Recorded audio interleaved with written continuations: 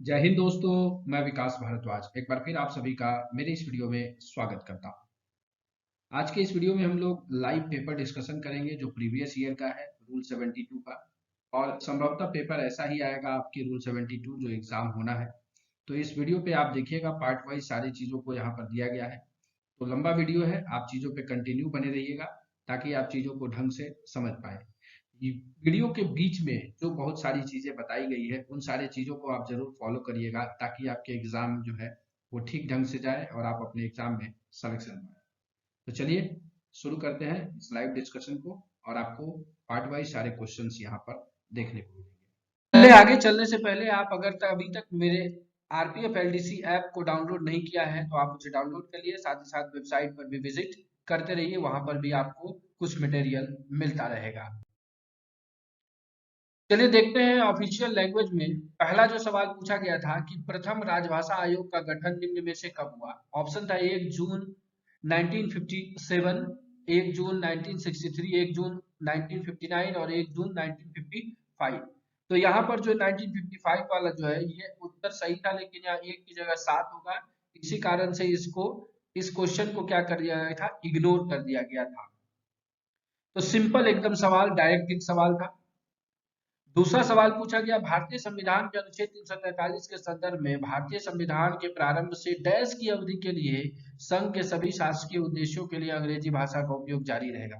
तो ये एक स्टेटमेंट लिया गया है आपको राजभाषा नियम से, और इसमें जो है सबसे सही उत्तर क्या है, 10 वर्ष, 20 वर्ष, 15 वर्ष, 5 वर्ष, तो 15 वर्ष तक जो है ये नियम रखा गया कि अंग्रेजी का उपयोग राजभाषा के शासकीय उद्देश्यों के लिए किया जाएगा। चलते हैं आगे। अगला सवाल पूछा गया, हिंदी के भारत की आधिकारिक भाषा के रूप में अंगीकरण का स्मरणोत्सव, मतलब हिंदी दिवस किस तिथि को मनाया जाता है। 14 सितंबर। 14 सितंबर एकदम सिंपल सवाल है। और आपको ये बता दें कि ये सवाल ऐसा सवाल है कि जो भी प्रमोशन का एग्जाम होगा और राजभाषा का सवाल उसमें आना है तो ये सवाल एकदम श्योर एंड सर्टेन पूछा ही जाना है। चलते हैं अगले सवाल पर। अगला सवाल, राजभाषा अधिनियम 1963 के अनुसार केंद्र सरकार के कार्यालयों के बीच पत्राचार की भाषा के संबंध में इनमें से कौन सा कथन सत्य है। जो ऑफिशियल लैंग्वेज कौन सा होगा कॉरेस्पॉन्डेंस के लिए केंद्र सरकार के कार्यालयों के बीच। तो केंद्र सरकार के एक मंत्रालय से दूसरे मंत्रालय के बीच पत्राचार हिंदी या अंग्रेजी में हो सकता है। मतलब जो केंद्र सरकार का एक डिपार्टमेंट से अदर डिपार्टमेंट है तो वहां पर जो कॉरेस्पॉन्डेंस होगा बिटवीन देम वो आइदर इंग्लिश और हिंदी, इन दोनों में से किसी भाषा में होगा। अगला जो सवाल पूछा गया वो है, भारतीय संविधान के अनुच्छेद 343 के अनुसार भारतीय संघ के शासकीय प्रयोजन के लिए प्रयोग किए जाने वाले अंकों का रूप क्या होगा। यहाँ पर वो देवनागरी लिपि नहीं पूछा, यहाँ अंकों का रूप पूछ दिया। तो अंक जो है वो भारतीय अंकों का जो अंतरराष्ट्रीय स्वरूप है वो इसमें प्रयोग किया जाएगा। चलते हैं अगले सवाल पर।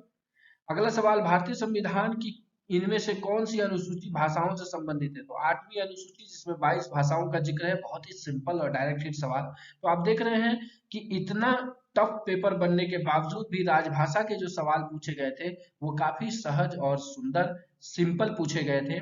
तो इस कारण से आप ध्यान रखिएगा कि आगे जो आपको सब इंस्पेक्टर में सवाल ऑफिशियल लैंग्वेज से मिल सकते हैं वो ऐसा मिल सकता है कि यहाँ जो ये स्टेटमेंट है इस पूरे स्टेटमेंट को ले लिया जाए, फिर इस स्टेटमेंट को ले लिया जाए और दोनों स्टेटमेंट मिला करके एक सवाल बना दिया जाए कि ए सही है, बी सही है, ए बी दोनों सही है या ए गलत है, ए दोनों गलत है। तो इस तरीके का सवाल हम लोगों को सब इंस्पेक्टर में ऑफिशियल लैंग्वेज से दिख सकता है, क्योंकि वही एक पार्ट है जिसके कारण कि क्वेश्चन थोड़ा सा टफ हो जाता है। अगला जो सवाल पूछा गया वो था, भारतीय संविधान के किस अनुच्छेद में राजभाषा पर आयोग और संसदीय समिति के प्रावधान का उल्लेख किया गया है। 343, 348, 344 या 351। तो 344 में राजभाषा आयोग जो ऑफिशियल लैंग्वेज है उस पर पार्लियामेंट्री कमेटी बनाने का जो है प्रावधान किया गया है। तो संसदीय समिति बनता है दो प्रकार, दोनों तरह के सदस्य होते हैं, कुल मतलब 30 सदस्य होते हैं इसमें, टोटल 30 मेंबर्स होते हैं। 20 जो होते हैं वो लोकसभा, 10 राज्यसभा से इसमें लिए जाते हैं। चलते हैं अगले सवाल पर। नेक्स्ट क्वेश्चन है, भारतीय संविधान के अनुच्छेद 350 के अनुसार संघ या राज्य के किसी भी अधिकारी या प्राधिकरण को प्रेषित किसी भी शिकायत के निवारण हेतु अभ्यावेदन में इस्तेमाल की जाने वाली भाषा कौन सी होगी? तो संघ या राज्य में प्रयोग की जाने वाली कोई भी भाषा जो है वो उसमें प्रयोग की जाएगी। तो एक चीज यहाँ देखिए कि ये भी स्टेटमेंट बेस्ड सवाल आपसे पूछा जा सकता है। इस स्टेटमेंट को मिला दे, इस स्टेटमेंट को मिला दे और उसमें पूछ दे कि कैसा सही कौन गलत है। तो इस तरीके का ध्यान रखिएगा और राजभाषा के जो वीडियो ऐप पर अपलोड कर दिए गए हैं उसे आप देख लीजिएगा। उससे बाहर एक भी सवाल मुश्किल ही बनता है। वहां पर सिर्फ पुरस्कार वाला पार्ट जो है उसे कवर नहीं किया गया है, उसका एक वीडियो मैं आपको बना करके दूंगा और पुरस्कार वाला पार्ट भी वो कंप्लीट हो जाएगा। साथ ही साथ अगर आप मेरे rpfldc.com पर जाइएगा वेबसाइट पर, वहां पर ऑफिशियल लैंग्वेज से ऑब्जेक्टिव क्वेश्चन 300 है और उस 300 से बाहर सवाल मेरे हिसाब से नहीं आएंगे। तो इसलिए कोशिश करिएगा कि आप एक बार वहां विजिट करके उन सारे क्वेश्चन को या तो नोट डाउन कर लीजिएगा, एक बार आपको विजिट करके नोट्स बना लीजिएगा और बार बार उसे रिवाइज करिएगा। चलते हैं अगले स्लाइड पर। अगला जो क्वेश्चन ऑफिशियल लैंग्वेज से पूछा गया कि भारतीय संविधान का अनुच्छेद 345 किससे संबंधित है? तो 345 राज्यों की राजभाषाओं से संबंधित है और इस तरीके से देखिएगा यहाँ पर आपको सारा चीज याद रखना है। आगे आपको हिंदी भाषा के विकास के लिए निर्देश से संबंधित पूछ सकता है, तो आप ये कमेंट करके बताइएगा हिंदी भाषा के विकास के लिए निर्देश से संबंधित कौन सा आर्टिकल है, कमेंट करके जरूर बताइएगा। चलते हैं अंतिम सवाल जो वो है, निम्नलिखित में से किस संविधान संशोधन अधिनियम में भारतीय संविधान का हिंदी अनुवाद प्रकाशित करने का प्रावधान किया गया? तो 58वें संविधान संशोधन में ये सवाल हिंदी में भी आता है और पॉलिटी का भी, इंडियन पॉलिटी जो इंडियन कॉन्स्टिट्यूशन है उसके संबंधित भी ये सवाल कवर किया जा सकता है। तो ये पेपर डिस्कशन में जो पहला पार्ट है वो हम लोग रेलवे एक्ट के सवालों को देखेंगे। रेलवे एक्ट से सवाल क्या पूछे गए?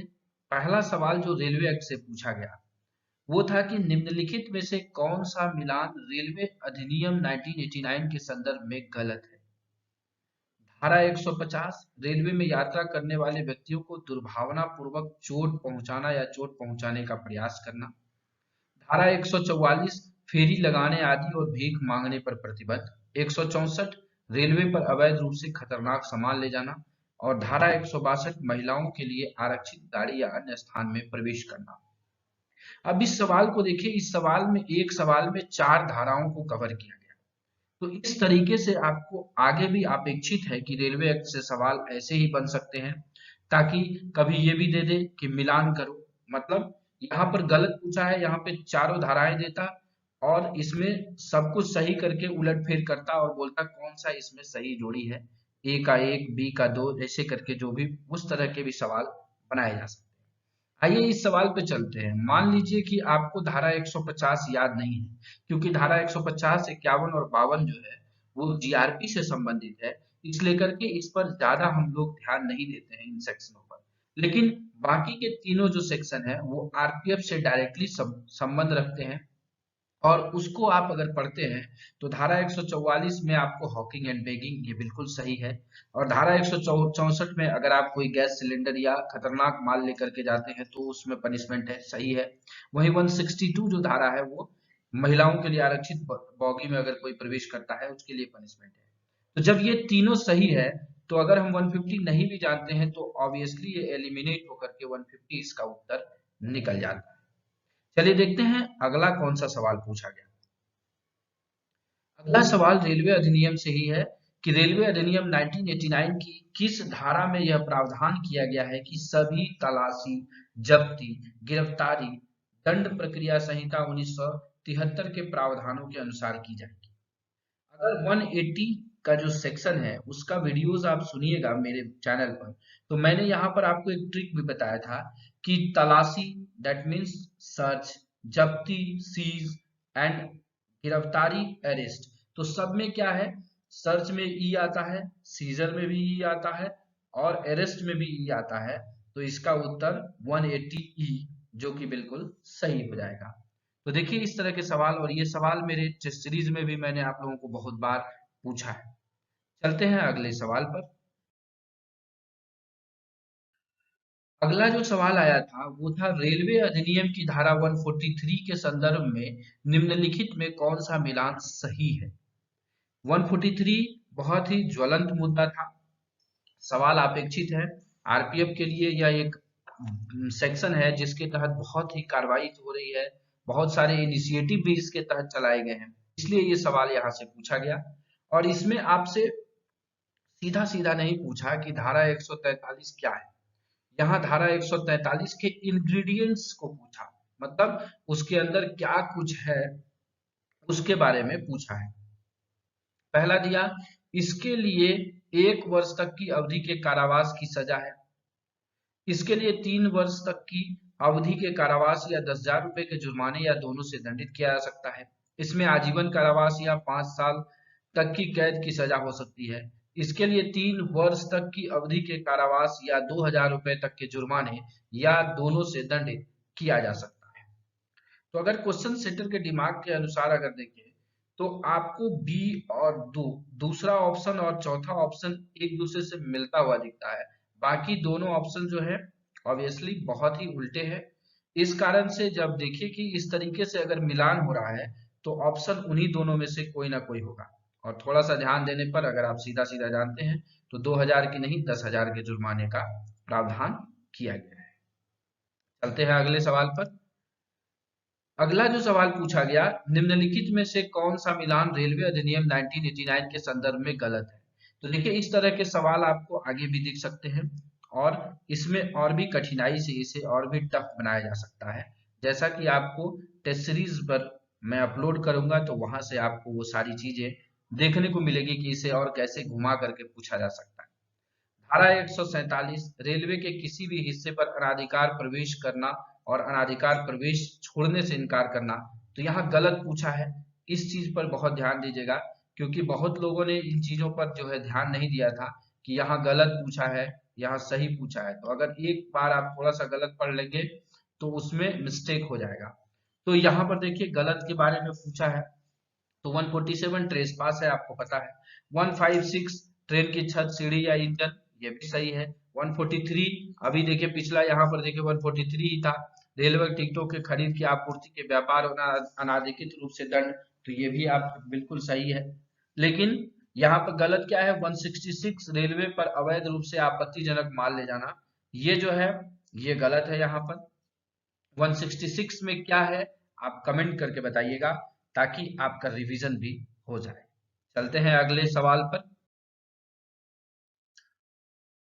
अगला जो रेलवे एक्ट से सवाल पूछा गया वो था, निम्नलिखित में से कौन सा मिलान रेलवे अधिनियम 1989 के संदर्भ में गलत है। गलत के बारे में पूछा गया है। धारा 172 ड्यूटी पर रहते हुए रेल सेवक के नशे में धुत होने पर दंड, बिल्कुल सही है। 160 लापरवाही से मानव रहित संपार को पार करना, ये गलत है। ये 160 नहीं है, ये 161 है, 161। वही 141 ट्रेन में संचार साधनों में अनावश्यक रूप से हस्तक्षेप करना। और धारा 145 रेलवे के किसी भी हिस्से पर उपद्रव या शराब का नशा करना। तो यहाँ पर ऑप्शन नंबर 2 मिल जाता है। तो रेलवे एक्ट से प्रकृति वाले सवाल अगर कहें तो मल्टीपल सेक्शंस को मिला करके आपसे सवाल अपेक्षित होते हैं आरपीएफ, एसआईपीएफ, एलडीसी। नेक्स्ट जो सवाल है वो है, यदि कोई व्यक्ति रेलवे परिसर के अंदर नशे की हालत में पाया जाता है तो रेलवे अधिनियम 1989 की किस धारा का उल्लंघन किया है। 145 ए, 145 सी दिए गए विकल्पों में से कोई नहीं, 145 बी। तो यहां से एक और थीम निकलता है कि आपको सब क्लॉजेज पूछे जा सकते हैं और जो बहुत ही चर्चित सब क्लॉजेज हैं उनमें से आपको सवाल अपेक्षित है। तो यहाँ पर आपको 145 ए, बी और सी तीनों को जानना जरूरी है, ध्यान से पढ़ेंगे। इसलिए मैं बार बार कह रहा हूं कि जब एसआईपीएफ एलडीसी के लिए आप लगे हैं तो जो भी चीज शुरू करिएगा उसे बहुत गंभीरता से और तरीके से पढ़िएगा, नहीं तो छोड़ दीजिएगा। तो यहाँ 145 ए में जो है नशे की हालत में होता है, ड्रंकन कंडीशन में।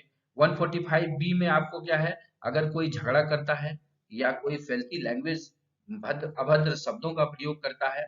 और 145 सी में मतलब रेल में सफर कर रहे लोगों के सेवा में जो है अगर किसी प्रकार की बाधा करता है तो 145 सी का दोषी होता है।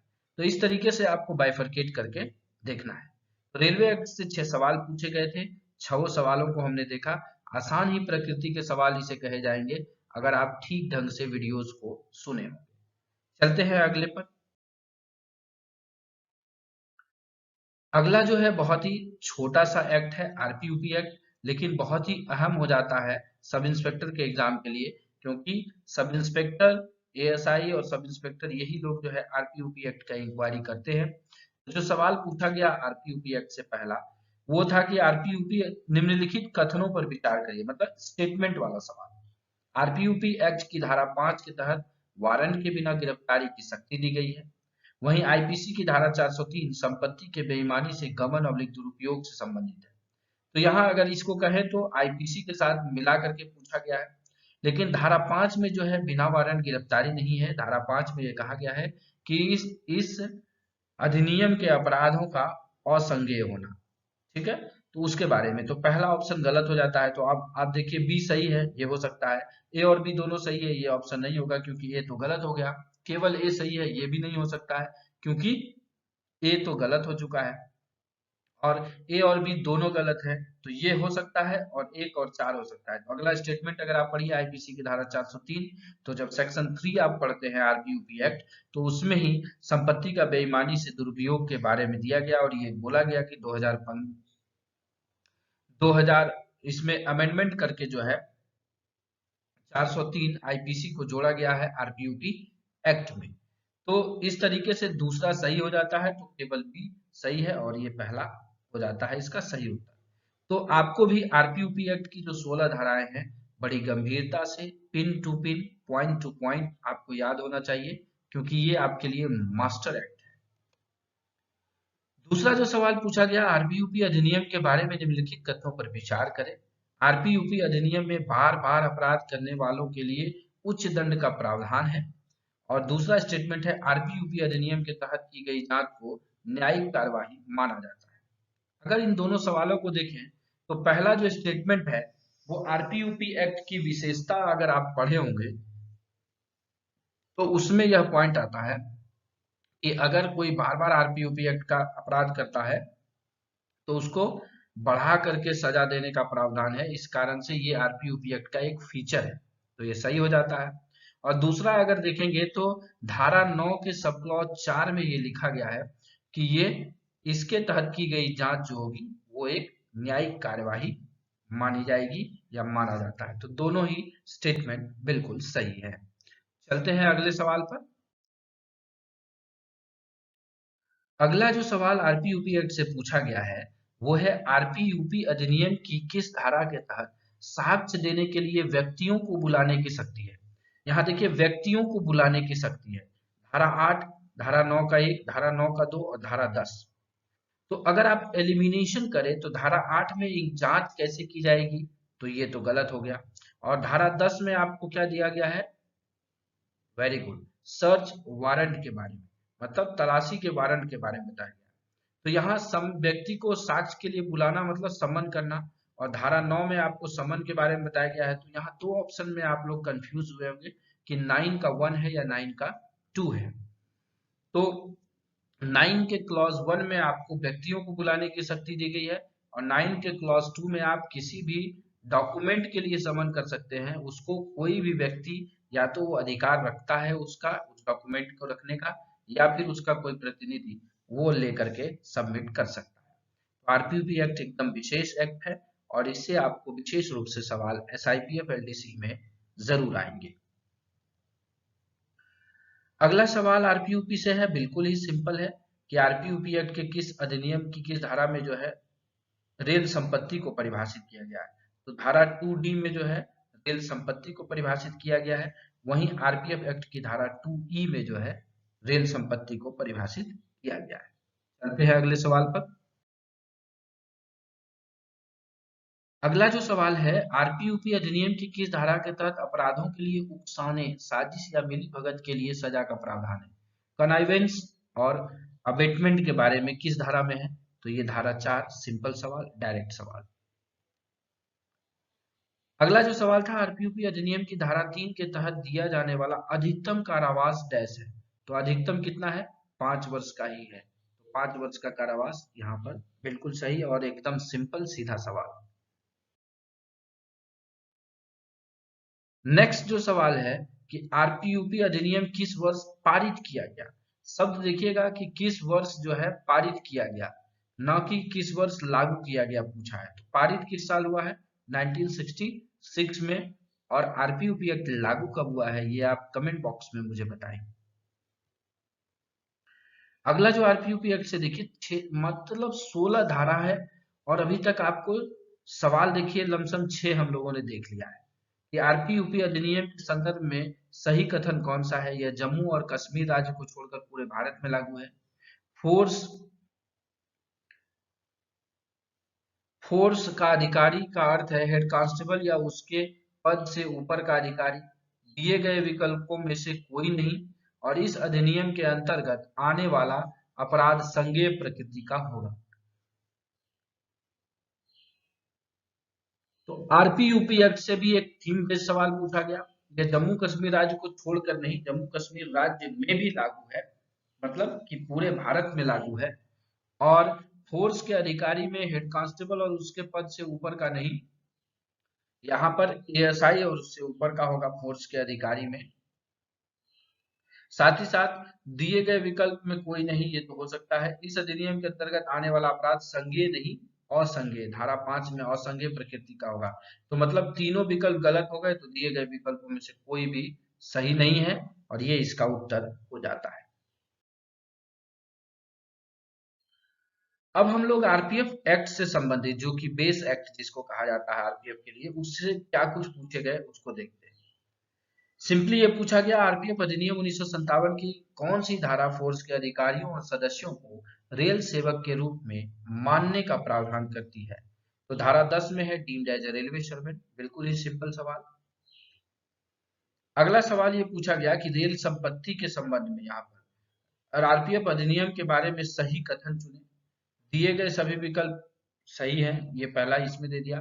दूसरा दिया, रेलवे संपत्ति में रेलवे प्रशासन से संबंधित उसके प्रभार या कब्जे के अधीन कोई भी माल, धन या मूल्यवान प्रतिभूति या पशु शामिल है। मतलब सेक्शन 2E जो है आरपीएफ एक्ट का, उसको यहाँ पर दिया। यह पूरे भारत में लागू होता है, तो ये भी सही है। वहीं यात्री क्षेत्र में रेलवे प्लेटफॉर्म, ट्रेन यार्ड और ऐसे अन्य क्षेत्र शामिल होंगे जहां यात्री अक्सर आते जाते रहते हैं। तो ये भी आप देखेंगे 2CA में जो है यात्री क्षेत्र के बारे में बताया गया है, सॉरी 2CB में यह बताया गया है यात्री क्षेत्र के बारे में, 2CA में पैसेंजर के बारे में बताया गया है। तो ये तीनों के तीनों विकल्प सही है, इसलिए दिए गए सभी विकल्प सही है, यहाँ पर उत्तर हो जाता है। चलते हैं आगे। अगला जो सवाल पूछा गया, फोर्स के सदस्य का कर्तव्य क्या है? ये नहीं पूछा गया कि कर्तव्य किस धारा में है, धारा 11 सबको पता है। यहाँ पे पूछ दिया कि कर्तव्य क्या है। दिया रेलवे संपत्ति या यात्री क्षेत्र की आवाजाही में किसी भी बाधा को दूर करना। बिल्कुल सही है, कोई भी ऑब्स्ट्रक्शन नहीं आना चाहिए, आरपीएफ का ये काम है। वहीं रेल संपत्ति, यात्री क्षेत्र और यात्रियों की रक्षा और सुरक्षा करना, ये भी बिल्कुल सही है। अपने वरिष्ठ अधिकारी द्वारा जारी सभी आदेशों को विधि पूर्वक निष्पादित करना, यह भी बिल्कुल सही है। लॉफुल ऑर्डर को आपको मानना है अपने सीनियर ऑफिसर्स का। तो तीनों सही है, इसलिए दिए गए विकल्प सभी सही। तो इस तरीके से ये आरपीएफ एक्ट के सवाल पूछे गए। आगे देखते हैं। आगे हम लोग इंडियन एविडेंस एक्ट को देखेंगे।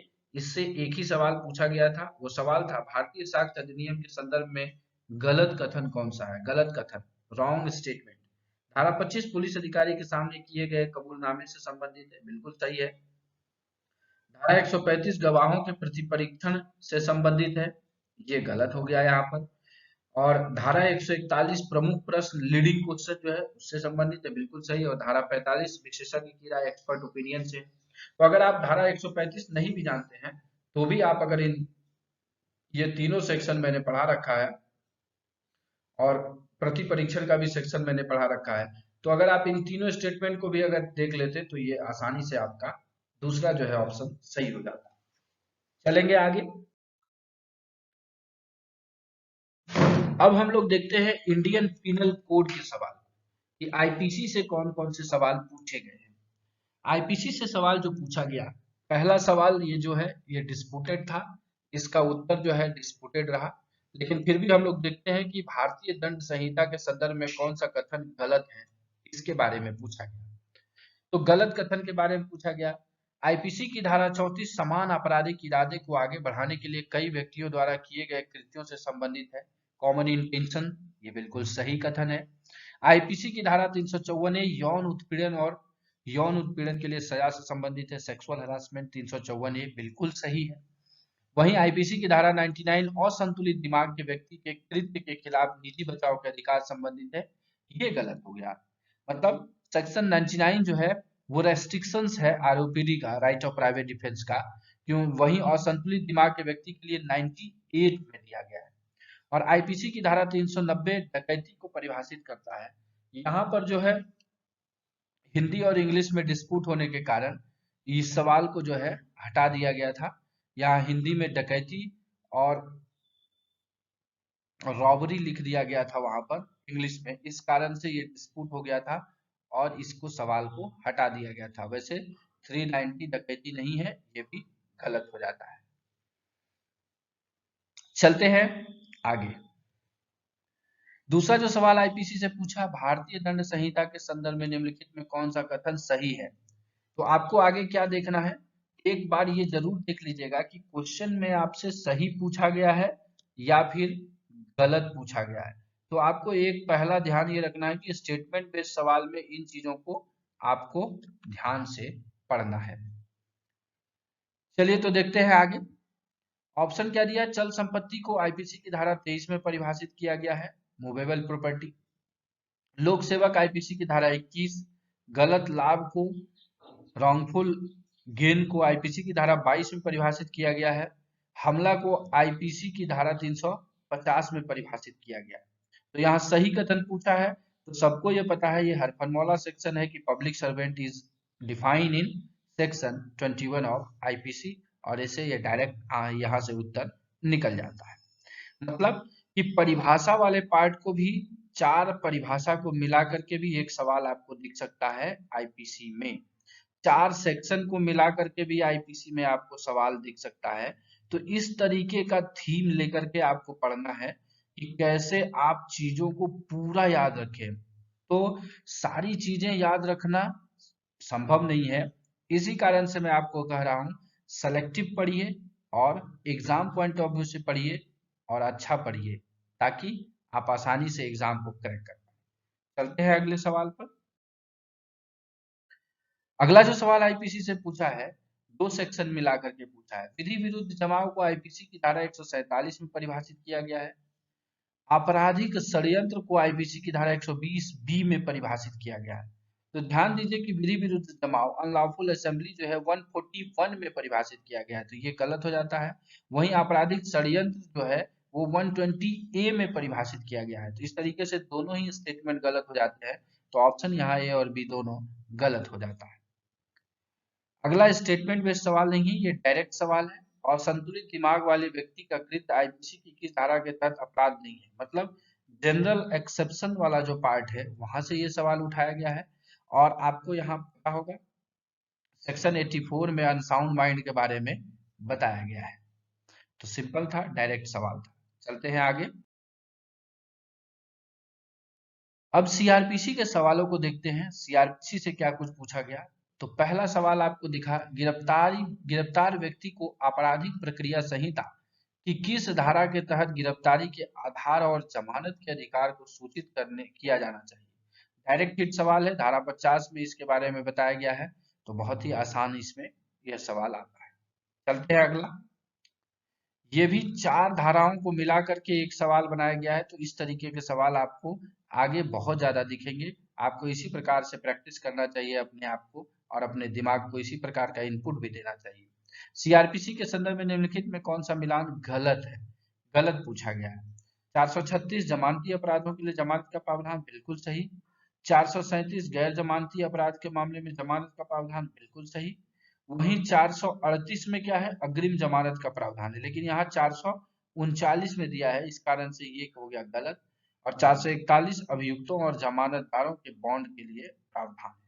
तो आपको सारे एक्ट में से मल्टीपल सेक्शंस को मिला करके भी आपको सवाल आगे दिख सकते हैं। चलेंगे आगे। अगला जो सीआरपीसी से सवाल है वो भी चार धाराओं को मिला के किया गया कि सीआरपीसी के संबंध में कौन सा मिलान गलत है, गलत पूछा गया है। क्या 83 फरार व्यक्तियों की संपत्ति की कुर्की, सबको पता है। 82 83 में जो है कुर्की जब्ती के बारे में बताया गया है। वहीं एक 131 विधि विरुद्ध जमाव को तितर बितर करने के लिए सशस्त्र बल के अधिकारियों की शक्ति, बिल्कुल सही सही है। 141 आईपीसी जो विधि विरुद्ध जमाव है उसको तितर बितर करने के लिए 129 से 132 तक की धाराएं सीआरपीसी में बताई गई हैं, जिसमें 129 में सिविल बल का प्रयोग, 130 में सशस्त्र बल का, वहीं 131 में सशस्त्र बल के अधिकारियों को शक्ति और 132 में संरक्षण दिया गया है। धारा 76 गिरफ्तार व्यक्ति को गिरफ्तारी के 24 घंटे के भीतर न्यायालय के समक्ष पेश करना, न्यायालय के समक्ष पेश करना। और धारा 68 गिरफ्तारी वारंट का प्रारूप और अवधि। तो अगर देखा जाए तो यहाँ पर भी मिस्टेक हुआ है। कमिटी सिर्फ 4 नंबर को सही मान रही है कि धारा 68 गिरफ्तारी का वारंट का प्रारूप और अवधि, ये गलत है, बिल्कुल सही है। लेकिन ये जो धारा 76 है, गिरफ्तार व्यक्ति को गिरफ्तारी के 24 घंटे के भीतर न्यायालय के समक्ष पेश करना, ये भी तो गलत है। यहाँ पर पूछा गया है कौन सा मिलान गलत है, तो यहाँ ये सेक्शन 57 में इसके बारे में बताया गया है कि गिरफ्तार व्यक्ति को 24 घंटे के भीतर जो है न्यायालय के समक्ष पेश करना है।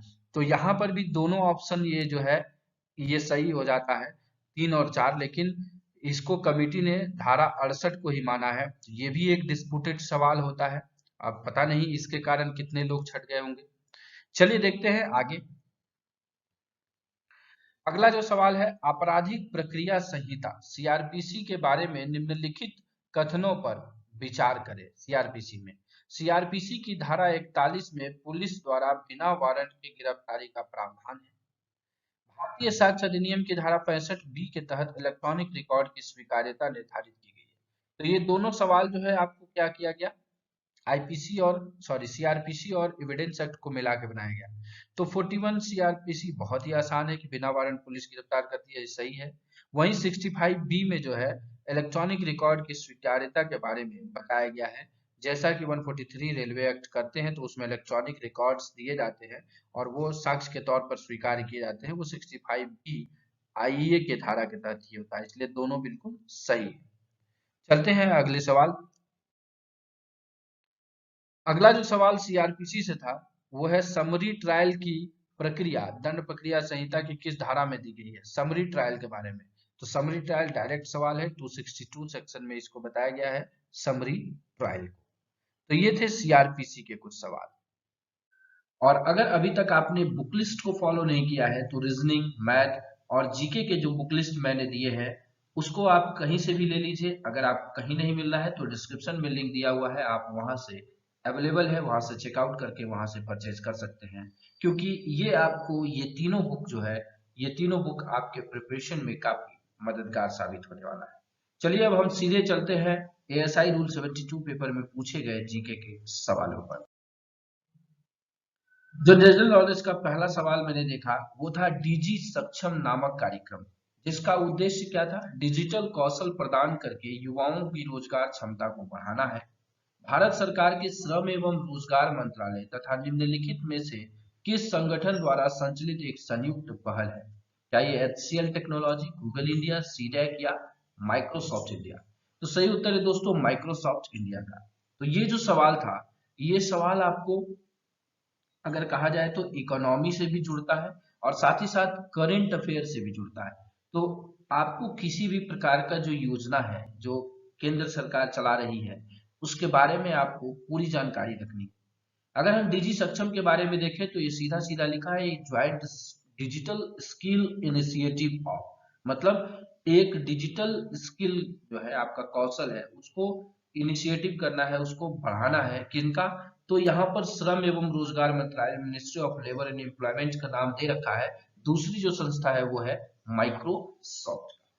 अब आपसे इस तरह के भी सवाल पूछे जा सकते हैं कि किसी योजना का नाम देकर के उस योजना का उद्देश्य पूछा जा सकता है। तो यहाँ से मुझे एक या आप लोग एक गाइडलाइन ले सकते हैं कि आपको योजनाओं को पढ़ना है। योजनाओं में 3 चीजों को महत्वपूर्ण देना है। महत्वपूर्ण क्या होगा उसमें? महत्ता देनी है उद्देश्य को, उसका क्या ऑब्जेक्टिव है उस कार्यक्रम का या उस प्रोग्राम का, साथ ही साथ उस प्रोग्राम को कौन इनिशिएट कर रहा है, अगर कोई एक मंत्रालय है तो उस मंत्रालय का नाम रखिए, अगर मल्टीपल मंत्रालय है तो उस मल्टीपल मंत्रालय को आप याद रखेंगे। साथ ही साथ आप जब इस तरीके से याद रखेंगे तो आगे सवाल इसको उलटफेर भी कर सकता है, आपको उद्देश्य दे सकता है और प्रोग्राम का नाम भी पूछ सकता है, और ये या तो प्रोग्राम का नाम देगा और उद्देश्य पूछेगा। तो बहुत ही सिंपल है, जो भी करंट अफेयर्स में ऐसे चल रहे हैं, जो भी चर्चा के विषय हैं, उसे आप जरूर ध्यान देके चलते रहिएगा। चलते हैं आगे। नेक्स्ट क्वेश्चन, भारत में राज्य पुनर्गठन अधिनियम कब पारित हुआ? 1956, 53, 60, 71। इसमें बहुत लोगों को 53 और 56 में कंफ्यूजन था। 1956 इसका करेक्ट आंसर है। और इस सवाल को मैंने अपने पॉलिटी वाले सीरीज में जो 100 सवाल मैंने दिया था उसमें सीधा सीधा दिया था, where was the state recognition act passed in parliament? राज्यों का पुनर्गठन अधिनियम संसद में कब पारित हुआ? तो इसका उत्तर 1956 है। अगर आप उस वीडियो को फॉलो किए होंगे तो आप इस सवाल को जरूर सही कर लिए होंगे। तो देखिए यहाँ पॉलिटी के सवाल को बहुत ज्यादा महत्व दिया गया है, आगे भी देखेंगे पॉलिटी के सवाल कुछ ज्यादा ही कवर किए गए। चलते हैं अगले सवाल पर।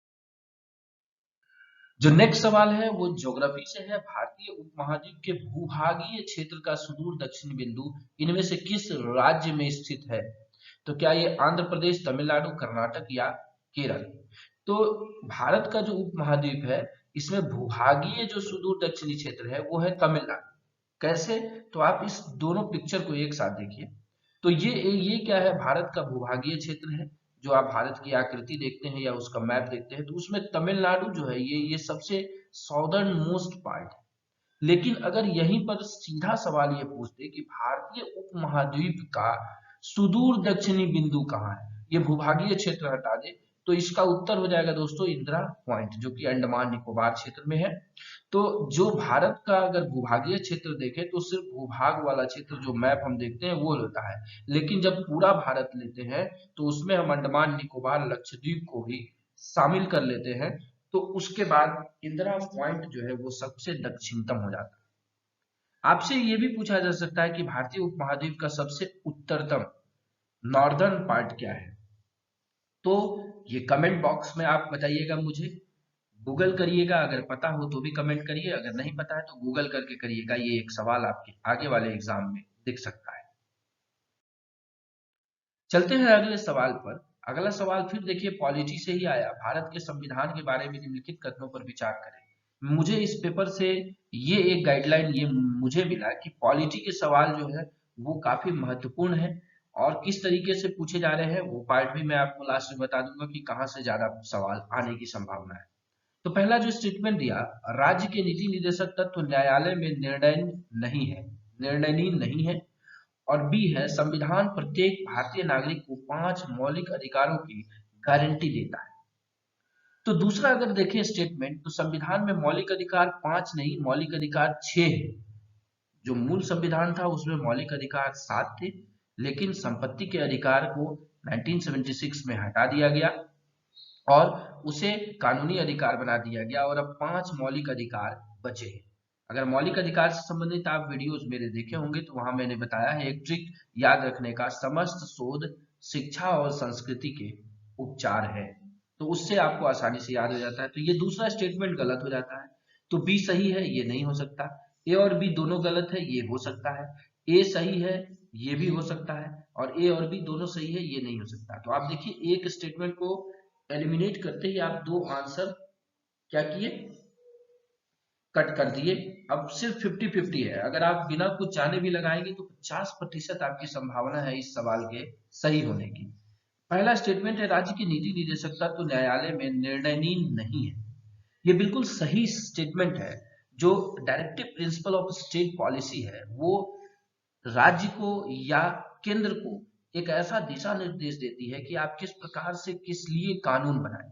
जैसे आप देखेंगे तो मातृत्व अवकाश योजना के लिए जो चीजें ली गई थी उसके लिए आर्टिकल में इस डायरेक्टिव प्रिंसिपल में जो है उसका जिक्र है, और उसी प्रकार से उसे ये क्लेम किया गया और उसके अनुसार एक कानून बनाया गया। लेकिन कोई भी व्यक्ति राज्य के नीति निर्देशक तत्व पर न्यायालय में नहीं जा सकता। जैसे राज्य के नीति निर्देशक तत्व यह भी कहता है कि सभी व्यक्तियों को जो है समान सिविल संहिता होगा। तो क्या अभी समान सिविल संहिता है? नहीं है। और उसको के लिए हम न्यायालय में क्लेम भी नहीं कर सकते। एक चीज आप जान लीजिए, जो डायरेक्टिव स्टेट प्रिंसिपल है, डीपीएसपी जो है, डीपीएसपी एक ऐसा पार्ट है संविधान का जिसके तहत हर केंद्र की सरकार या राज्य की सरकार एक कानून बनाने के लिए बाध्य है, और अगर वो कानून बनाती है और वो कानून का रूप ले लेता है तब उसके लिए क्लेम किया जा सकता है, लेकिन जब तक वो कानून का फॉर्म नहीं है तब तक उस पर कोई क्लेम नहीं किया जाता है। तो पहला स्टेटमेंट सही हो जाता है और केवल ये सही है। इसका मतलब कि आपको पॉलिटी को थोड़ा डीप में जाकर के भी पढ़ना होगा ताकि आप इस तरह के स्टेटमेंट बेस्ड सवालों को हल कर पाए। चलते हैं आगे। अगला जो सवाल पूछा गया, निम्नलिखित में से क्या भारतीय संविधान में स्वतंत्रता के अधिकार के अंतर्गत अभिव्यक्त रूप से शामिल नहीं है? क्या भारत की सीमा के अंतर्गत किसी भी भाग में निवास करने और बसने की स्वतंत्रता, बिना हथियार के शांतिपूर्वक एकत्रित होने की स्वतंत्रता, वाक और अभिव्यक्ति की स्वतंत्रता, पड़ोसी देश की नागरिकता प्राप्त करने की स्वतंत्रता? तो अगर इस सवाल को देखें तो स्वतंत्रता का अधिकार जो आर्टिकल 19 है उसमें A B C D E F हट गया है, जी है। मतलब जो पार्ट है उस पार्ट के भीतर से ये सवाल पूछे गए हैं और उसमें कहीं पर भी ये नहीं कहा गया है कि पड़ोसी देश की नागरिकता प्राप्त करने की आपको स्वतंत्रता है। अगर आप पड़ोसी देश की नागरिकता प्राप्त कर लेते हैं तो आपकी भारत की नागरिकता ही खत्म हो जाएगी, फिर आपको स्वतंत्रता का अधिकार जो है उससे आपको वंचित कर दिया जाएगा। तो इस तरह से आप देखेंगे कि वहां पर जो भी पॉइंट पॉइंट है उसको भी आपको देखना है। चलते हैं आगे। अगला सवाल ये आपको हिस्ट्री से कहिए और कहिए कि एक तरह से संगठन बनाया गया है, ऑर्गेनाइजेशन किसने गठित किया है उससे संबंधित है। परमहंस मंडली नामक सामाजिक सांस्कृतिक संगठन की स्थापना किसने की थी? यह एकेश्वरवाद का समर्थक और जाति व्यवस्था का विरोधी संगठन था। क्या रामकृष्ण परमहंस, राजा राम मोहन राय, ईश्वरचंद विद्यासागर, दादोबा पांडुरंग? तो अगर आप परमहंस मंडली और इनके चीजों पर जाएंगे तो बहुत लोग रामकृष्ण परमहंस में कंफ्यूज हुए होंगे, राजा राम मोहन राय में हुए होंगे, और मुझे ये लगता है कि 99% लोग जो है दादोबा पांडुरंग पर गए भी नहीं होंगे और उन्हें ये गेस भी नहीं किया होगा। लेकिन अगर इसके बारे में हम डिटेल में देखें तो Paramhans Mandali was secret socio religious group created by Mehta ji Durgaram and Dadoba Pandurang. तो यहाँ दादोबा पांडुरंग है and his group of friends. मतलब ये एक व्यक्ति ने नहीं बनाया, Mehta ji Durgaram, Dadoba Pandurang and his group of friends से बनाया। कहाँ का था? It was a group of Bombay which had the close connection with Manav Dharma Sabha. Bombay की ये एक संस्था थी, संगठन था या मंडली थी उस जो कि मानव धर्म सभा से संबंधित रखती थी, जो सूरत की थी। It was the first group of such kind in Maharashtra who believe in one God. जो ये एक ऐसी संस्था थी पहली महाराष्ट्र की जो कि एकेश्वरवाद को, बिलीव इन वन गॉड, एकेश्वरवाद का समर्थक।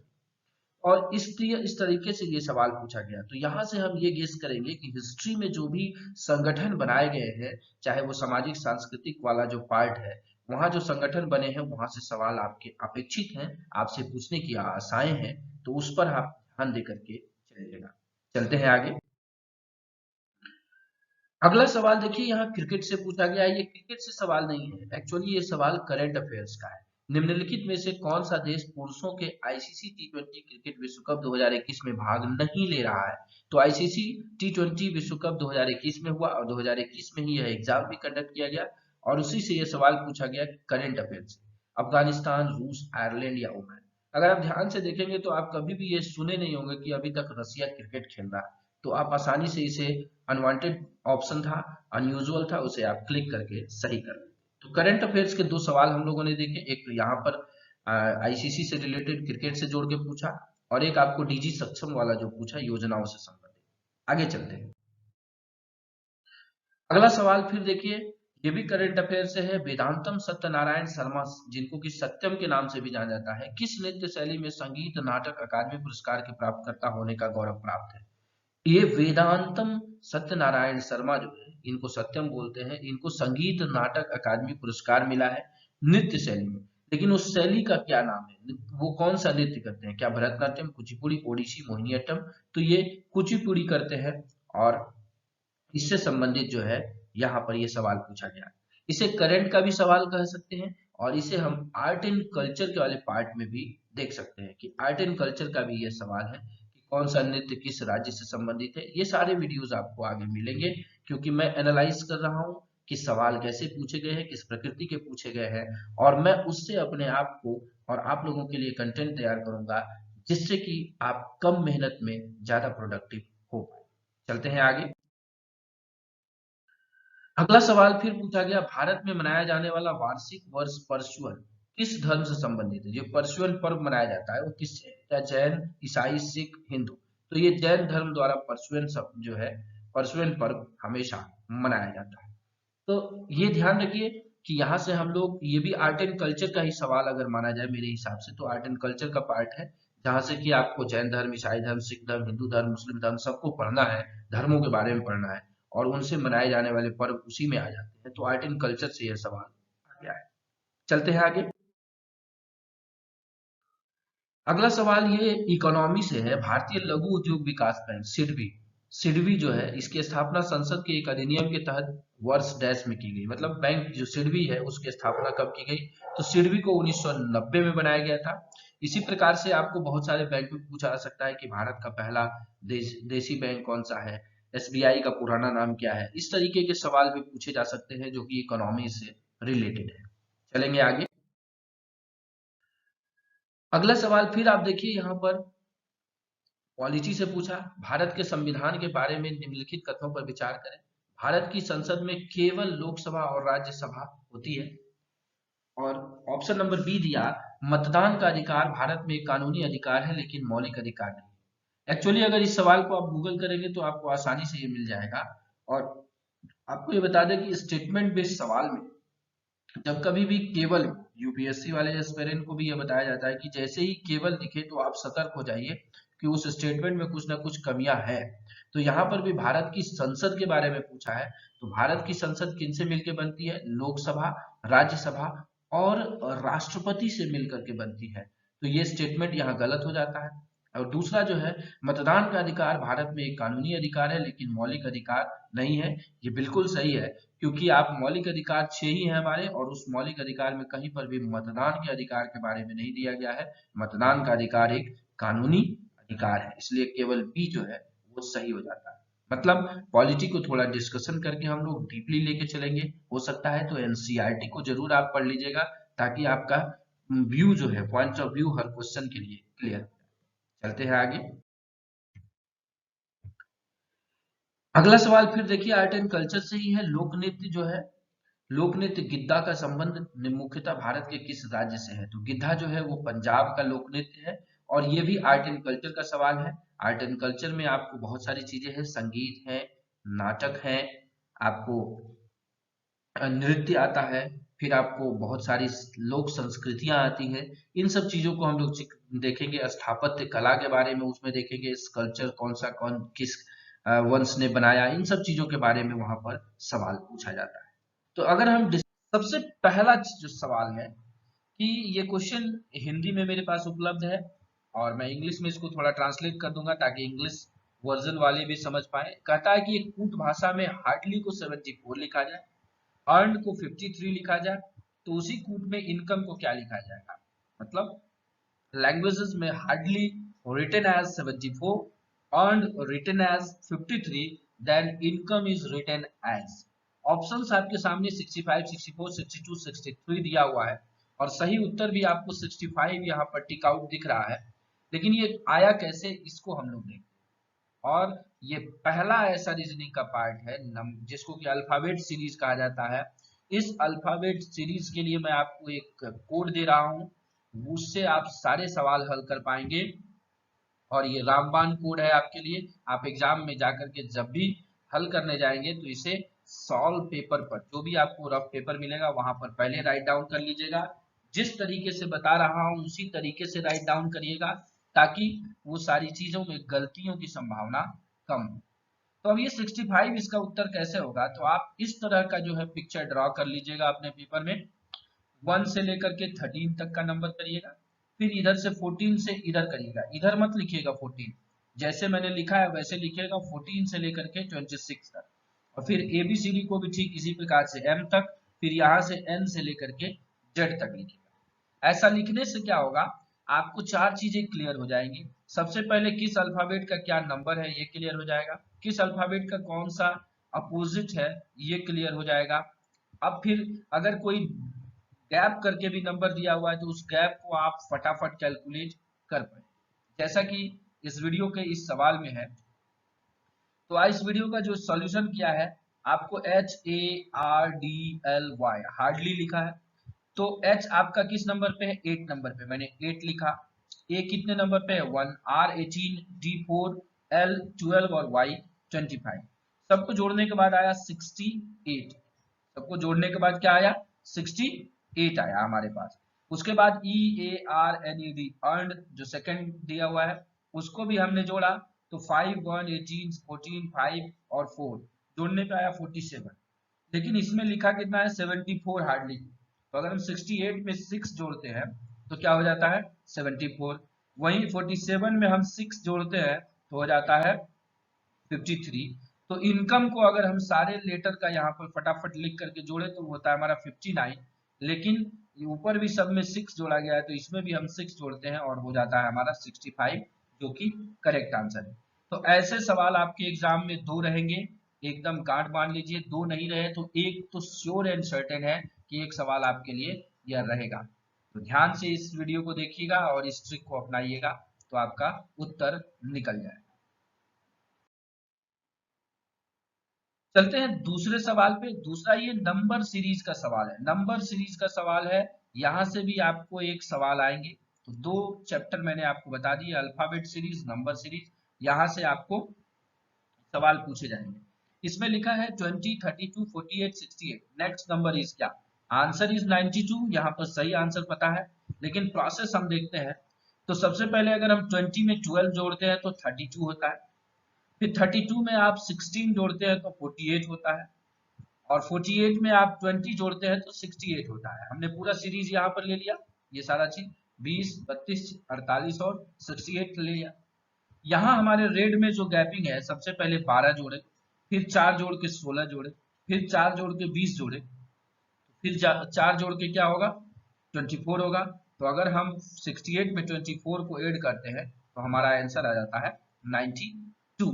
तो इसी प्रकार से नंबर सीरीज में बहुत सारे प्रोसेस हो सकते हैं। इन चीजों को समझने के लिए मैंने आपको एक बुक सजेस्ट की थी रीजनिंग की। अगर आप लोगों ने अभी तक नहीं खरीदी है तो आप उसे खरीद लीजिए, डिस्क्रिप्शन में उसका लिंक है, वहां से पिकअप करिए। और आपको बहुत ज्यादा दिमाग लगाने की आवश्यकता नहीं है, उसके एग्जाम्पल्स को ही आप अगर देख लेते हैं, सारे चैप्टर वाइज एग्जाम्पल्स देख लेते हैं, तो मैं दावा देता हूं कि 10 में से 9 रीजनिंग आप हल कर लेंगे। तो बहुत ज्यादा इधर उधर भटकने की आवश्यकता नहीं है। अपने ऊपर, स्वयं के ऊपर सेल्फ लर्निंग, सेल्फ एक्सपेरिमेंट या सेल्फ स्टडी की आदत डालिए, आप वहां पर सफल हो जाएंगे। बाकी चीजों के लिए इस तरह के वीडियोस आपके पास आते रहेंगे और मैं आपके साथ जुड़ा ही हूँ दिल से। और आपकी सफलता में मेरा कहीं ना कहीं 1% ही योगदान हो, मैं वो दे करके रहूंगा। चलते हैं अगले सवाल। अगला सवाल है, दिए गए विकल्पों में से उस आकृति का चयन करिए जो निम्न आकृति श्रृंखला में प्रश्नवाचक के स्थान पर आ जाती है। तो ये नॉन वर्बल रीजनिंग है। नॉन वर्बल रीजनिंग में यहाँ पर आपको कुछ दिख नहीं रहा होगा क्योंकि ये पिक्चर इस पीडीएफ में उपलब्ध नहीं था। तो इस तरह के नॉन वर्बल रीजनिंग भी आएंगे, आपको आकृति दिया जाएगा, उस आकृति का अगला आकृति क्या होगा, वैसे सवाल हल करेंगे। तो एक नॉन वर्बल का रीजनिंग हो गया, 3 क्वेश्चन हो। इसके बाद फिर देखिए, ये जो क्वेश्चन है, ये क्वेश्चन आपका ब्लड रिलेशन से। ब्लड रिलेशन को आप भी ध्यान से उस किताब से जो मैंने रिकमेंड किया है उसको देखेंगे तो ये बन जाएगा। ये थोड़ा सा हार्ड ब्लड रिलेशन है क्योंकि इसमें बहुत सारी चीजों का संपर्क करके बताया है। और फिर इस सिंबल्स के हिसाब से यहाँ पर आपको कुछ रिलेशंस बनाने हैं और इसमें से आपको सही उत्तर चुनना है। आप इस सवाल को देख लीजिए। एम ये सिंबल है डॉलर का, और एन इसका अर्थ है एम एन का भाई है। एम प्लस एन का मतलब एम एन की माँ है। एम भागा एन का अर्थ है एम एन का पिता है। एम एंड एन का अर्थ है एम एन की पत्नी है। एम बराबर एन का अर्थ है एम एन की बहन है। तो बी एन डी, तो बी एन डी मतलब बी डी की पत्नी है, यहाँ पे हो जाएगा बी डी की पत्नी है। फिर डी भागा सी है, तो डी भागा सी मतलब डी सी का पिता है। और सी डॉलर ए मतलब सी ए का भाई है और ए एफ की माँ है। तो इस तरीके से जब आप इसको लिख करके हल करेंगे रिलेशंस को, तो आपको ये सारे कंडीशन मिल जाएंगे कि सी जो है वो एफ की माँ का भाई है। इस तरीके से वो चीजें आ जाएंगी। तो ब्लड रिलेशन वाले चैप्टर को देखेंगे। आगे आपको सारे, अभी तक ज्वाइन नहीं किया है तो आप ज्वाइन कर लीजिएगा, वहां रीजनिंग के ये सारे पार्ट आपको डीपली डिस्कस कराए जाएंगे और आप वहां समझ पाएंगे कि कैसे आपको रीजनिंग को हल करना। चलते हैं नेक्स्ट क्वेश्चन पे। नेक्स्ट क्वेश्चन भी देखिए, आपको उसी प्रकार से दिया गया, 4 अक्षर युग्म दिए गए जिसमें 3 किसी तरह से संगत है और इस तरह एक समूह बनाते हैं और इनमें से कौन सा उस समूह से संबंधित नहीं है। तो फिर आप इसको इस तरह से इस वाले चार्ट से हल करिएगा तो आपको उत्तर मिल जाएगा। अब ये आपके ऊपर है, मैं आपके ऊपर छोड़ रहा हूं कि आप इसको कैसे हल करिएगा, इसमें किस तरह के रिलेशन बन रहे हैं, इन चीजों को आप देख लीजिएगा। चलते हैं अगले सवाल पर। अगला सवाल भी फिर नंबर सीरीज से है। नंबर सीरीज का यह सवाल है और ये थोड़ा टिपिकल सवाल है। एक्चुअली में एग्जाम में क्वेश्चन जो सेट हो रहे हैं, मैंने उस पैटर्न को एनालाइज किया, ये कहीं ना कहीं ऑनलाइन चीजों को सहारा लेकर के किया जा रहा है, चाहे रीजनिंग हो चाहे जीके हो। तो आप थोड़ा बहुत अपना पढ़ाने के बाद मेरे जो चीजें मैं आपको बता रहा हूँ उसको बताने के बाद आप उन चीजों को भी देखिए, ऑनलाइन भी अपना सर्च करते रहिए, online reasoning, online GK, online चीजें। तो आपको कहीं ना कहीं कुछ ऐसी चीजें होंगी जहां से आप या तो रिवाइज कर लेंगे या फिर लर्न कर लेंगे। तो ये सवाल है ऑनलाइन से लिया हुआ है और इसका जो टिपिकल आंसर जो है, इसे मैंने भी हल करने की कोशिश की, थोड़ा सा इसमें ट्रिक ज्यादा लगा। तो आप इस आंसर को इस सॉल्यूशन के साथ देखिए। ये सॉल्यूशन मैंने बनाया। सबसे पहले 120 लिखा है, 120 में आप 24 जोड़ते हैं तो 144 हो जाता है। फिर 144 में आप 24 जोड़ते हैं तो होता है 168 और 1 का क्यू करेंगे तो 1 होता है, दैट इज 169। फिर आप 169 में 24 जोड़ते हैं और उसके बाद 1 का क्यू 1 और 2 का क्यू 8 मतलब 9 जोड़ेंगे इस तरीके से, तो ये 202 हो जाता है। एंड लास्ट जो है 202 में आप 24 जोड़िए तो ये 226 होता है। फिर 1 का क्यू 1, 2 का क्यू 8 और 3 का क्यू 27 होता है। इनको जोड़ेंगे तो 262 होता है। तो लास्ट जो टर्म होगा, हम 262 में 24 जोड़ेंगे, 1 2 3 का क्यू किए थे तो इसमें 1 2 3 और 4 का क्यू जोड़ेंगे। तो इस तरीके से 22 प्लस 62 प्लस 24 18 27 एंड 64, इसको अगर ऐड करते हैं तो 386 होता है। तो ये सवाल आपको एग्जाम्पल में ही दिख जाएंगे नंबर सीरीज के उस बुक में, तो कहीं ना कहीं आप उस बुक को रेफरेंस जरूर करिएगा। चलते हैं अगले सवाल। अगला जो सवाल है ये है, 4 मित्रों का दल है, दिलन नहीं दल होगा, सॉरी 4 मित्र हैं, दिलन, एल्बर्ट, फियोना और जॉर्ज। में से सभी की आयु अलग अलग है। एल्बर्ट फियोना से बड़ा है, दिलन जॉर्ज से छोटा है लेकिन एल्बर्ट से बड़ा है, इनमें से कौन बड़ा है। तो ये भी एक तरह से कहिए तो सीरीज का ही सवाल है, बस इसमें आगे पीछे आपको जैसा स्टेटमेंट कहा गया है वैसे सेट करना है। तो जैसे इसका ये वाला चीज बनेगा कि सबसे पहले ये कहता है कि अल्बर्ट फियोना से बड़ा है, तो मैंने अल्बर्ट को यहाँ रखा और ये बड़ा का सिंबल है और फियोना यहाँ रख दिया। फिर बोलता है दिलन जॉर्ज से छोटा है, तो दिलन जो है वो जॉर्ज से छोटा है, मैंने जॉर्ज को इधर रखा और जॉर्ज बड़ा हो जाएगा, दिलन छोटा हो जाएगा। लेकिन एल्बर्ट से बड़ा है, लेकिन एल्बर्ट से बड़ा है तो एल्बर्ट के पहले दिलन आ जाएगा क्योंकि ये बड़ा हो गया, और जॉर्ज से छोटा आ गया, इधर आ गया। तो इसमें से कौन बड़ा है, तो 4 ही मित्र है, मैंने सीरीज ये पूरा कंप्लीट कर दिया। तो आपको यहाँ जॉर्ज जो है सबसे बड़ा दिख रहा है और वही इसका सही उत्तर है। तो जिस प्रकार से रीजनिंग आपको एक्सप्लेन करा रहा है ठीक उसी प्रकार से उसे हल करते जाइए तो आपका उत्तर आ जाता है। चलते हैं अगले सवाल। अगला सवाल भी वही है, नॉन वर्बल रीजनिंग से है। यहाँ पर आपको चित्र दिया है, अगली आकृति क्या होगी उसको चुनने के लिए कहा गया था। तो 4 ऐसे सवाल हो गए आपके। सबसे पहले आपको मैंने बता दिया कि alphabetical series, number series, blood relation, ये 3 हो गए। और नॉन वर्बल रीजनिंग से आपको सवाल आएंगे आकृति वाला कि इसको दर्पण में देखने से कैसे होगा, या फिर इसकी अगली आकृति क्या होगा, या इस कटे हुए भाग में कौन सी आकृति सेट होगा, इस तरीके के सवाल आएंगे। लास्ट फिर आपको देखिए ये अल्फाबेटिकल सीरीज का ही सवाल है। एक कूट भाषा में public is written as JOQFXR and police is written as LINPRR, then nation is written as तो आंसर इज UUNXGP। और इसके लिए भी आप ये वाला ट्रिक इसको अपनाइए और देखिए ये सवाल बन जाता है कि नहीं। आप इस प्रकार से प्रयास करिए, अगर नहीं बनता है तो आप कमेंट में करिएगा, तो मैं आपको सारी चीजें जब सिखाऊंगा तो वहां आप आसानी से इन चीजों को कर पाएंगे। तो चलिए इस वीडियो में इतना ही। आशा करते हैं कि आप रीजनिंग का एक ओवरव्यू ले पाए होंगे और मैं आपको जो 4 चैप्टर बताया हूं उस 4 चैप्टर को आप पूरी तरीके से तैयार करिएगा, आपके एग्जाम में वो सवाल जरूर दिखेंगे। आपको यह वीडियो अच्छी लगी तो लाइक करिएगा, अगर आपके लिए काम में आई तो इसे जरूर शेयर करिएगा जिसको इसकी जरूरत है। और एट लास्ट अंतिम जो सवाल है उसको देख लीजिए। अंतिम सवाल है 75 छात्रों के बैच में लड़के और लड़कियों का अनुपात 1:2 है। सुश्री पूजा शीर्ष से 13वें स्थान पर रही। यदि 10 लड़के सुश्री पूजा से आगे हैं तो स्थान के अनुसार उसके बाद कितनी लड़कियां हैं। तो अगर 1:2 का रेशियो है तो इसमें 25 लड़के हैं 50 लड़कियां हैं, जिसमें 13वें स्थान पर पूजा है जो कि 10 लड़के के बाद है, मतलब 10 के बाद 3 लड़के के बाद ये है, मतलब 13वें स्थान पे है। तो 3 जो गैप है वो फर्स्ट है, सेकंड थर्ड, सुश्री पूजा तीसरे नंबर पर है। तो इसके आगे 50 लड़कियों में से कितनी लड़कियां आगे होंगी, तो 3 जब पहले आ गई तो 47 बची, तो 47 लड़कियां उनके बाद उपस्थित हैं। तो ये आपका नंबर सीरीज का मतलब असेंडिंग सेंडिंग इसको कहते हैं, सिटिंग अरेंजमेंट का सवाल है। उन चीजों के हिसाब से इसको भी आप इंपॉर्टेंट कर लीजिएगा।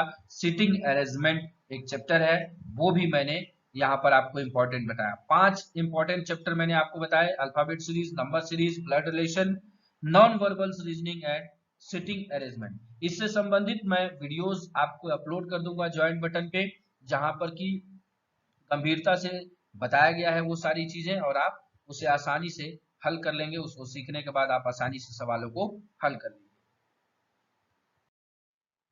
आरपीएफ रूल का जो पहला सवाल है, इसमें यह पूछा गया कि आरपीएफ नियमावली 1987 में विशेष घटना रिपोर्ट, जो स्पेशल ऑकरेंस रिपोर्ट एसओआर जिसे कहते हैं, उसके बारे में गलत कथन को चुने।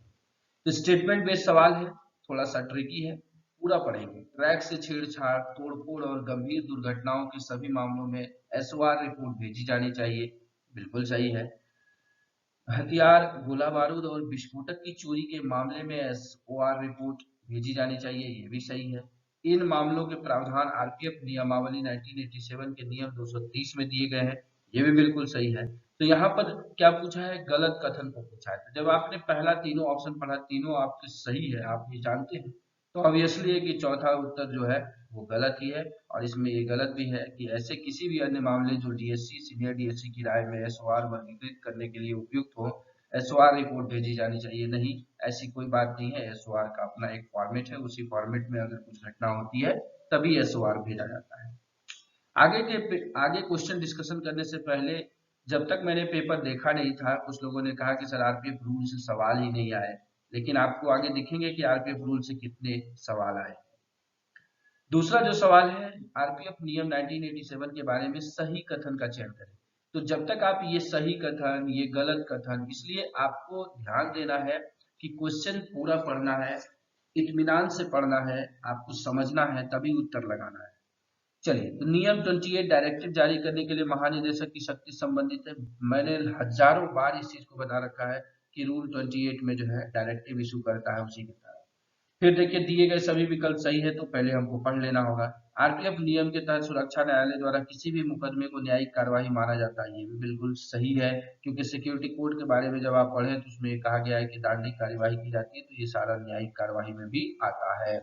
और 3 साल से कम सेवा वाले बल के नामांकित सदस्यों को सामान्य रूप से बैरक आवास आवंटित किए जाएंगे, ये सामान्य रूप से है, तो ये बिल्कुल सही है, सामान्य रूप से बैरक ही आवंटित किए जाते हैं। तो यहाँ दिए गए सभी विकल्प जो है वो सही है। तो कुछ जनरलाइज सवाल है जो आप अगर नहीं भी जानते हैं तो भी आप इसे कर सकते हैं, जैसे कि अब 28 भी सही हो गया और 3 नंबर 1 और 3 सही हो गया, तो ऑब्वियसली है कि चौथा जो है वो सही ही होगा, और यहाँ पर दिए गए सभी विकल्प जो है वो सही हो जाएंगे।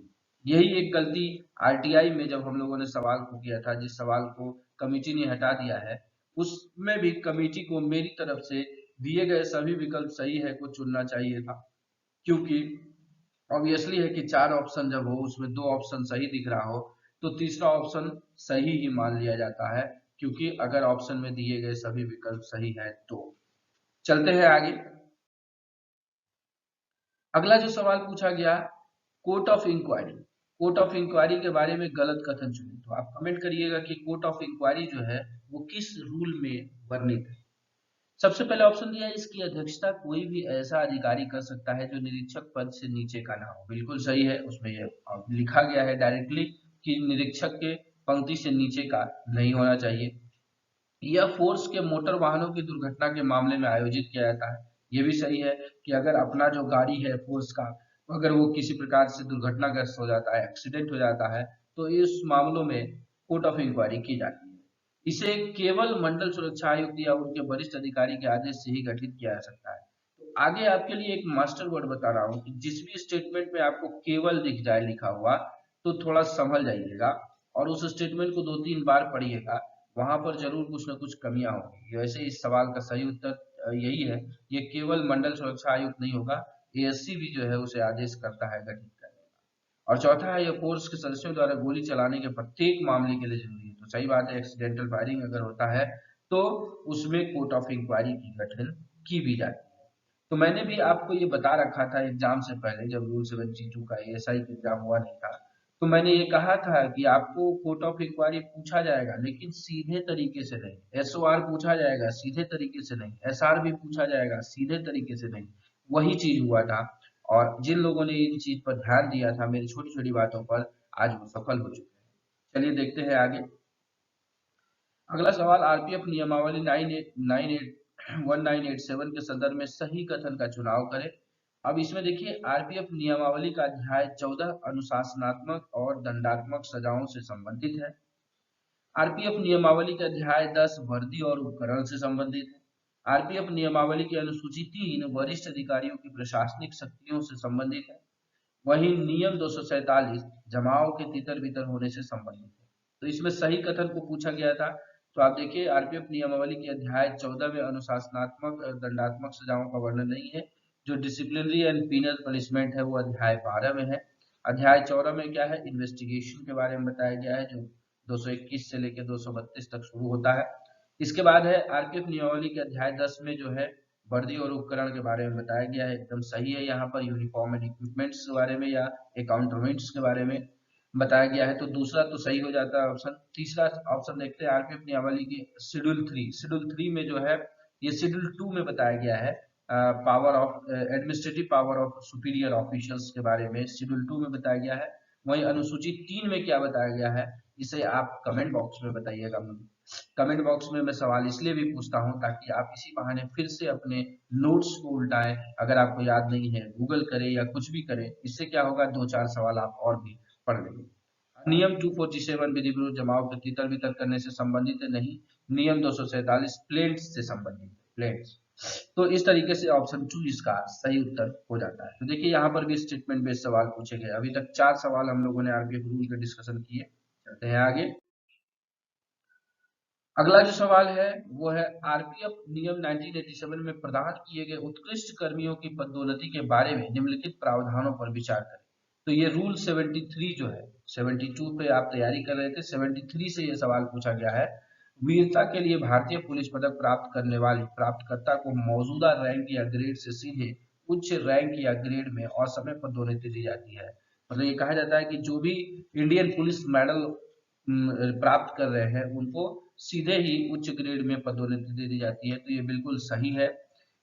इसके बाद देखिए, सर्वोत्तम जांच के लिए रेल मंत्री पदक प्राप्त करने वालों को उसके वेतनमान से 2 अग्रिम वेतन वृद्धियां दी जा सकती है। मतलब कि जो भी सर्वोत्तम जांच करता है तो रेल मंत्री पदक प्राप्त करता है, तो वेतनमान में 2 अग्रिम नहीं, 1 अग्रिम वेतन वृद्धि, मतलब 1 इंक्रीमेंट उसको ज्यादा मिलता है। तो यहाँ पर जो है केवल ए सही हो जाएगा, बी जो है वो गलत है।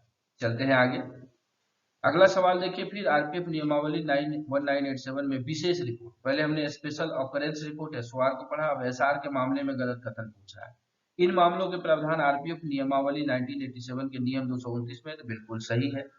विशेष रिपोर्ट मामलों का मूल्य समय समय पर पीसीएससी की 3 सदस्यीय समिति द्वारा निर्धारित किया जाता है। मान लीजिए आपको ये स्टेटमेंट नहीं पता है, फिर भी आप आगे पढ़ेंगे ये पोस्ट पर दर्ज उच्च मूल्य की चोरी के मामले में जिसमें बुक की गई खेप या रेलवे सामग्री की हानि शामिल है।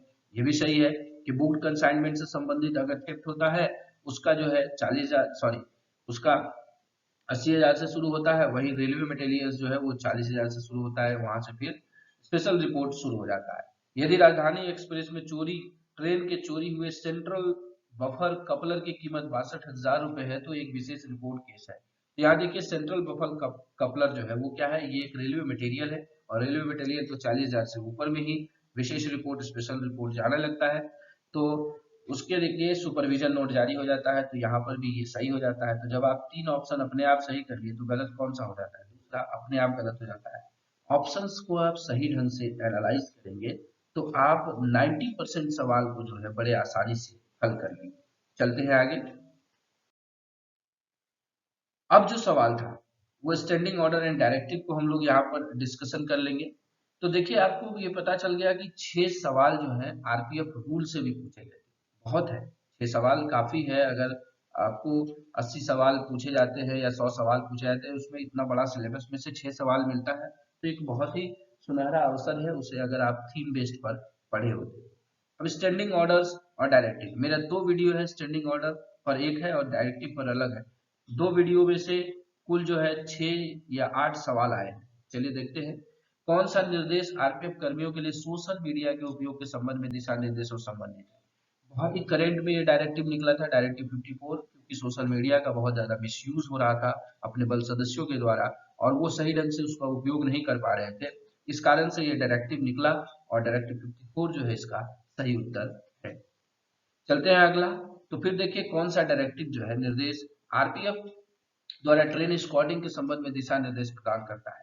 ट्रेन स्क्वाडिंग जो है आरपीएफ की एक अहम भूमिका निभा रहा है, उसमें आरपीएफ ने एक अहम भूमिका निभाई है और आरपीएफ के लिए यह कुछ दिनों के लिए प्राइम वर्क बनता जा रहा है। इस कारण से ये सब पूछा गया है क्योंकि ट्रेन स्क्वाडिंग में इंचार्ज जो होगा वो एएसआई हो जाता है या फिर सब इंस्पेक्टर होता है, तो दोनों जगहों पर इसकी महत्ता बनती है। अब तो इंस्पेक्टरों को भी ट्रेन स्क्वाडिंग के लिए सिक्योरिटी सर्कुलर के थ्रू गाइड दिया गया है और वो भी अभी कर रहे हैं। तो समझिए ट्रेन स्कॉटिंग कितना अहम है बिंदु है, इसलिए यहाँ से सवाल पूछा गया और डायरेक्टिव 33 में इसके बारे में बताया गया है। चलते हैं आगे। अगला सवाल देखिए आपका स्टैंडिंग ऑर्डर से है, रेलवे दुर्घटनाओं के अन्य आपदाओं की स्थिति में आरपीएफ की भूमिका संबंधित कौन सा स्थायी आदेश है। ये बिल्कुल ही जेन्युइन सवाल है, ये पूछा जाना चाहिए और हर बार पूछा जाना चाहिए क्योंकि जब भी एक्सीडेंट होता है रेल में किसी प्रकार की दुर्घटना होती है तो स्टैंडिंग ऑर्डर 34 को पालन किया जाता है कि क्या कुछ एक्शन वहां पर आरपीएफ का होगा, क्या कुछ करेगा, कैसे वहां पर कंट्रोल रूम बनाएगा, कैसे अपना रेस्क्यू प्रोसेस करेगा, किन किन चीजों की आवश्यकता है, इन सब चीजों के बारे में बताया गया है इसमें। और ये बहुत ही अहम सवाल है और सही सवाल आपसे पूछा भी गया है। चलते हैं आगे। अगला सवाल फिर डायरेक्टिव से है कि कौन सा निर्देश आरपीएफ कर्मियों के स्थानांतरण के संबंध में प्रावधान करता है। ट्रांसफर आरपीएफ ट्रांसफर पॉलिसी में जो है कौन सा डायरेक्टिव है, तो उस डायरेक्टिव को सारे लोग जानते हैं क्योंकि बहुत लोगों ने उसे झेला है। डायरेक्टिव 32 में इसके बारे में बताया गया है जिसमें कि अगर कोई डायरेक्टर लेडी सब इंस्पेक्टर है और उस 5 साल की सब सर्विस कर लेती है तो वो अपना जनरल ट्रांसफर ले सकती है। इस तरीके के स्थानांतरण के बारे में उसमें बताया गया है। चलते हैं आगे। अगला देखिए महत्वपूर्ण रेलवे स्टेशनों पर आरपीएफ सहायता बूथ, आपको हर जगह आरपीएफ असिस्टेंस बूथ दिख रहा है, तो उसकी स्थापना जो है किस स्टैंडिंग ऑर्डर के तहत की जाती है, तो ये स्टैंडिंग ऑर्डर 36 है। ये सारे इंपॉर्टेंट है, इसके लिए भी आप अगर वो वीडियो देखे होंगे तो आपको सारा चीज वहां पर मिला होगा। तो आरपीएफ असिस्टेंस बूथ जो है वो स्टैंडिंग ऑर्डर 36 के तहत गठित किया गया था या बनाया जाता है।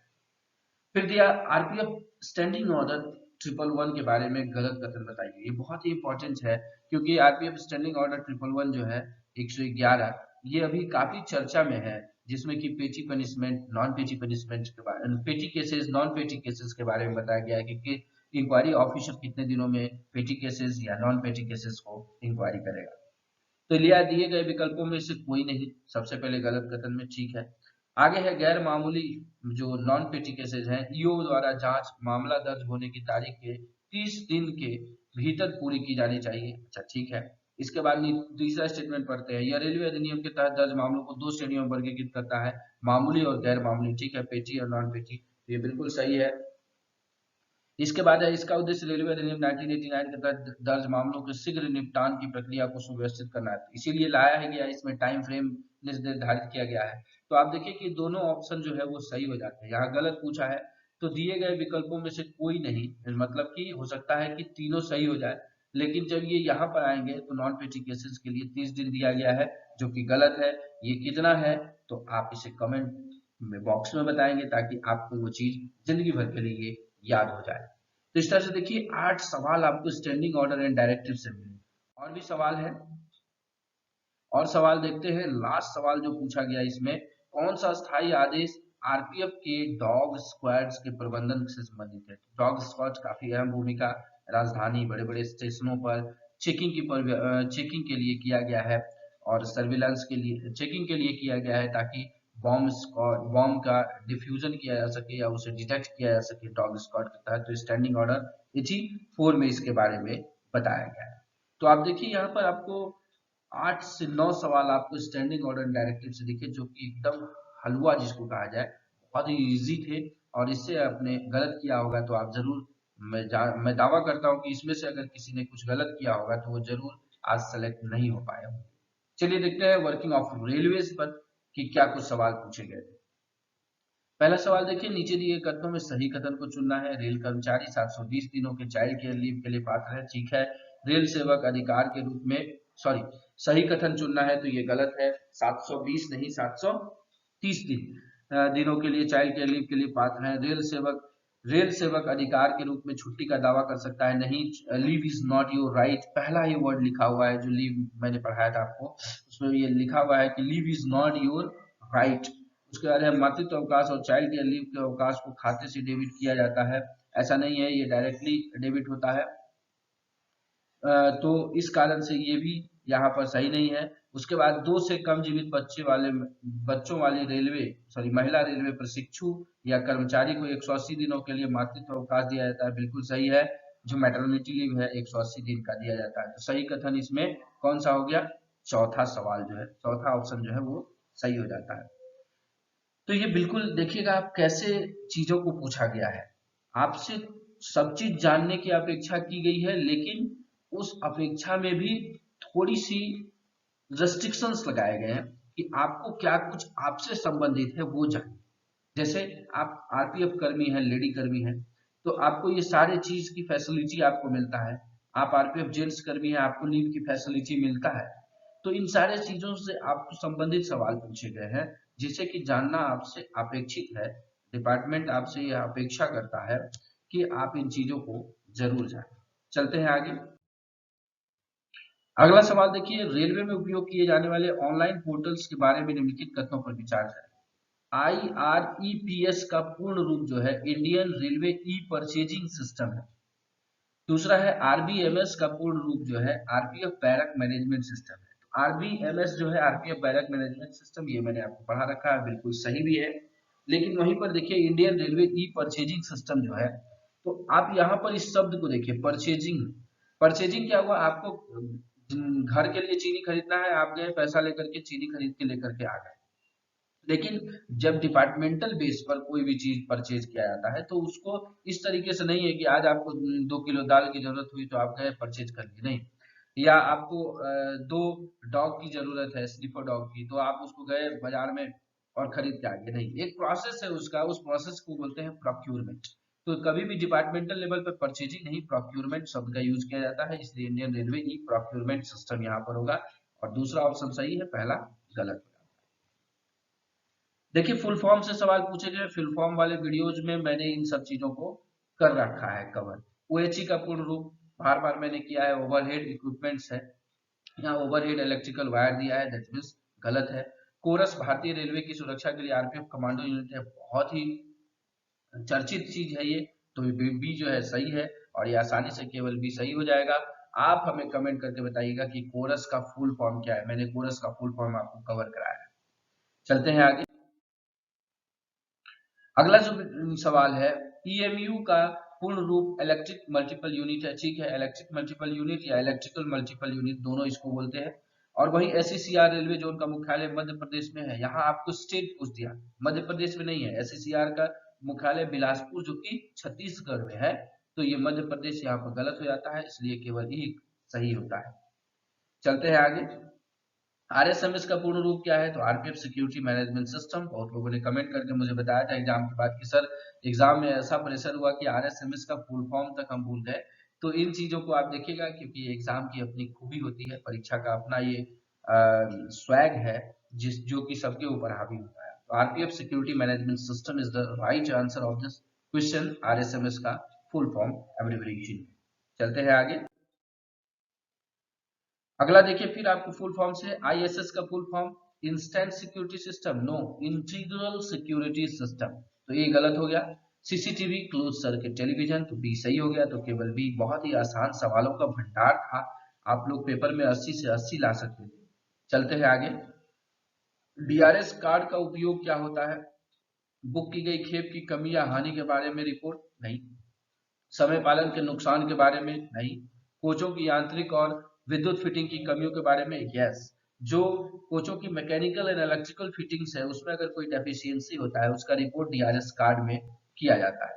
इंजीनियरिंग विभाग की सामग्री के कमी के बारे में? नहीं।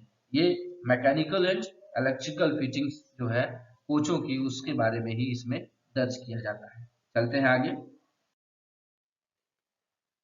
आगे देखिए सवाल है, भारतीय रेलवे में सामान बुक करने के लिए किसी व्यक्ति द्वारा भरे जाने वाले फॉर्म को डैश रूप में जाना जाता है। तो दो ही फॉर्म होता है, एक फॉरवर्डिंग नोट, एक रेल रसीद।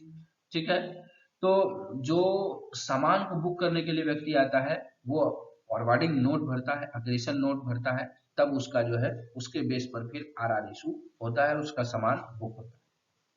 रेल कोच फैक्ट्री कहाँ है? कपूरथला, आरसीएफ कपूरथला, आरसीएफ कपूरथला, 20 बार मैंने बता रखा है। तो बहुत ही सिंपल सवाल था ये, आरसीएफ कपूरथला। चलते हैं आगे।